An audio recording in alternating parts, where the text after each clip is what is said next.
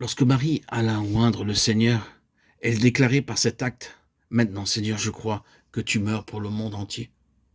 Tu donnes ta vie pour les brebis et tu meurs comme l'agneau de Dieu. Tu es mon Créateur, mon Roi et mon Sauveur.» Frères et sœurs en Christ bien-aimés, chers amis, si nous voulons avoir une vie triomphante, un foyer heureux et une église vivante, le Seigneur Jésus doit être exalté dans nos prières, notre témoignage et nos vies. Quelques-uns peuvent dire qu'ils sont remplis de Saint-Esprit, mais si vous écoutez leur conversation ou leur prédication, au lieu d'exalter le Seigneur Jésus, ils s'élèvent eux-mêmes. Vous verrez que quoi qu'ils disent ou fassent, c'est pour leur propre gloire et pour leur propre édification. À ce sujet, le Saint-Esprit nous avertit dans Actes 5, 30, 32. Pierre exaltait le Seigneur Jésus lorsqu'il déclara comment le Seigneur Jésus était élevé. Nous sommes témoins de ces choses, de même que le Saint-Esprit. Le Saint-Esprit nous permet de voir la position hautement élevée du Seigneur Jésus. Le Saint-Esprit fut le premier témoin dans le ciel de l'exaltation du Seigneur Jésus, Éphésiens 1, 20 à 23. Il fut témoin d'élévation le jour de l'ascension du Seigneur Jésus. Puis il descendit pour annoncer ce qui était arrivé à ce moment-là. Aussi Pierre dit-il, ne sommes-nous pas les témoins de cette élévation? Exaltons-nous le Seigneur Jésus-Christ dans notre témoignage, nos conversations, nos prières, notre enseignement ou notre service, quel qu'il soit. Si on en est ainsi, nous contribuons à sa plénitude. Dans le cas de cette femme, Marie, qui oignit le Seigneur, elle n'était pas venue pour quelques faveurs ou quelques besoins terrestres.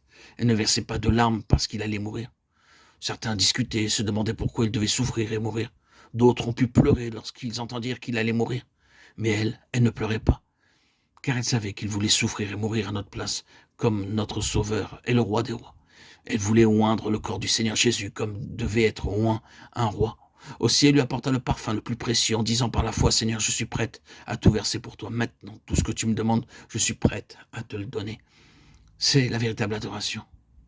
Nous devons d'abord élever le Seigneur dans notre témoignage. Alors nous lui dirons: demande tout ce que tu veux de moi. Il y a beaucoup de personnes qui adorent admirablement pendant un quart d'heure, le dimanche, appelant le Seigneur Jésus très précieux, le plus grand parmi 10 000, le Narcisse de Charon, celui qui est parfait en beauté. Cependant, à l'offrande, elle donne avec beaucoup de difficulté 1 ou 2 pièces d'euros seulement. C'est ainsi leur adoration. Vous devez lui dire: Seigneur, tout ce que tu me demanderas, je te le donnerai. Plutôt que de calculer dans vos pensées si vous donnez 2 euros, 3 euros, 4 euros ou 5 euros. Donnez ce qu'il vous demande. Ne lui dites pas: Seigneur, que dira mon épouse si je donne 10 euros? Elle n'aimerait pas que je le fasse sans le lui demander. Mais dites: Seigneur, que veux-tu? Mon corps, mon argent, tout ce qui m'appartient, je te le donnerai joyeusement. Et c'est seulement avec cette pensée que cette femme vint au Seigneur. Seigneur, tu en es digne. Aussi j'ai apporté le parfum le plus précieux. De même qu'elle brisa le vase et le vida jusqu'à la dernière goutte, ainsi nous devons être complètement brisés et répandus. La véritable adoration paraît lorsque nous sommes vraiment brisés et humiliés. Comme nous l'avons vu, beaucoup d'entre nous sont comme l'ânon qui porta le Seigneur à l'entrée de Jérusalem. Et comme cet ânon, ont besoin d'être brisés de bien des façons. Si l'on est ainsi, avec quelle joie nous pourrons dire: Seigneur, je suis à toi. Alors, nous recevrons bien plus que nous lui avons donné. Examinons un passage différent de la parole de Dieu dans 1 Roi 10, 2, 9. Que de richesse! La reine de Sheba apporta au roi, bien que celui-ci ne fût pas pauvre. Il n'était pas comme le roi de Nizam qui demandait de l'or. Autrefois, celui qui voulait voir le Nizam devait apporter un morceau d'or, autrement on ne pouvait pas le voir. Mais cette reine apportait tout volontairement: les chameaux, les pierres précieuses, l'or et d'autres choses de valeur. Elle apporta toutes ces choses pour honorer Salomon. Et voyez ce qu'elle reçut en échange. Salomon lui dit: demandez ce que vous voulez. Et il lui donna tout ce qu'elle souhaitait et quoi qu'elle désirait. Salomon lui donnait délibérément et bien au-delà. Ainsi elle reçut bien plus qu'elle ne donna. Il en est de même pour nous. Nous recevrons bien plus que ce que nous donnons au Seigneur.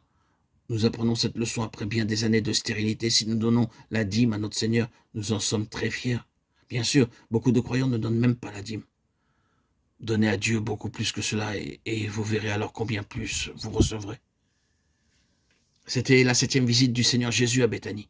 Il nous a été donné de voir comment le Seigneur Jésus est exalté et magnifié, comme celui qui est plus précieux que toute autre chose. 1 Pierre 2, 4, 6. Lorsque la femme apporta le parfum au Seigneur Jésus, elle disait en fait: oh Seigneur, tu es plus précieux pour moi que le monde entier. Tu vas donner ta vie et verser ton sang pour que je puisse vivre éternellement.